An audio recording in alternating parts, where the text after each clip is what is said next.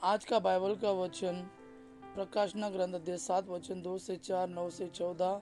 दूसरा वचन सन यूहन्ना का पहला पत्र अध्याय 3 वचन 1 से 3।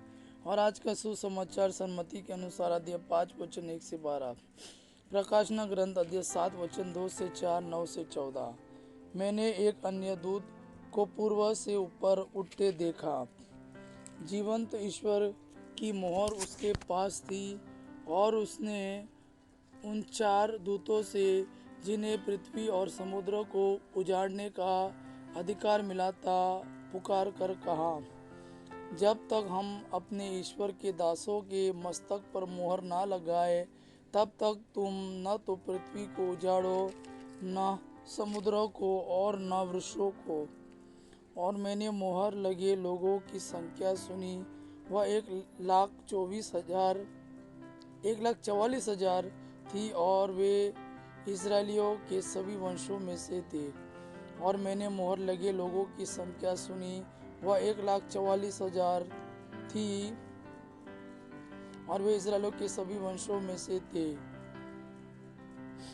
इसके बाद मैंने सभी राष्ट्रों, वंशों, प्रजातियों और भाषाओं का एक ऐसा विशाल जनसमूह देखा जिसकी गिनती कोई भी नहीं कर सकता।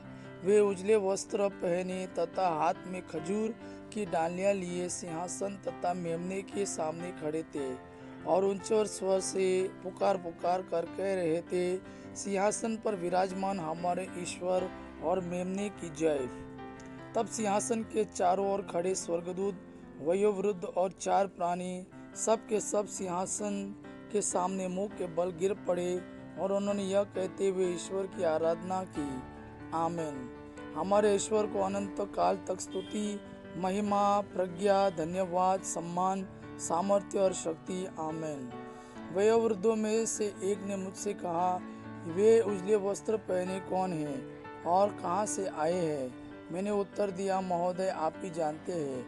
और उसने मुझसे कहा, ये वे लोग हैं जो महासंकट से निकल कर आए हैं। इन्होंने मेमने के रक्त में अपने वस्त्र धोकर उजले कर लिए हैं। आज का दूसरा वचन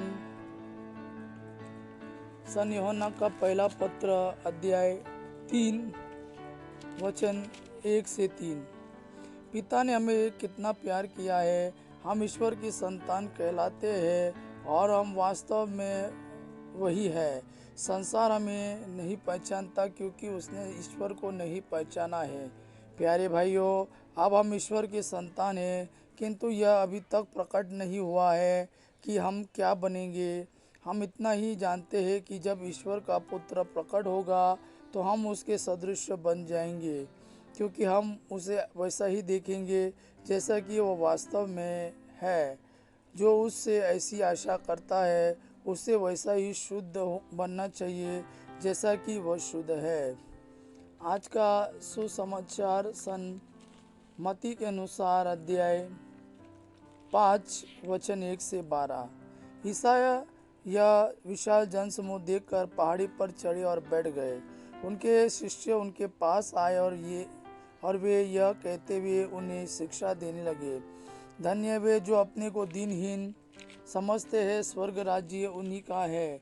धन्य वे जो नम्र है, उन्हें प्रतिज्ञा देश प्राप्त होगा।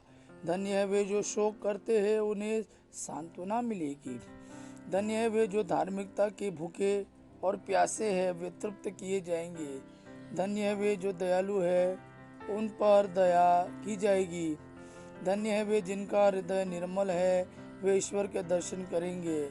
धन्य है वे जो मेल कराते हैं, वे ईश्वर के पुत्र कहलाएंगे।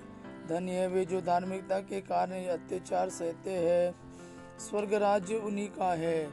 धन्य हो तुम जब लोग मेरे कारण तुम्हारे अपमान करते हैं, तुम पर अत्याचार करते और तरह तरह के झूठे दोष लगाते हैं।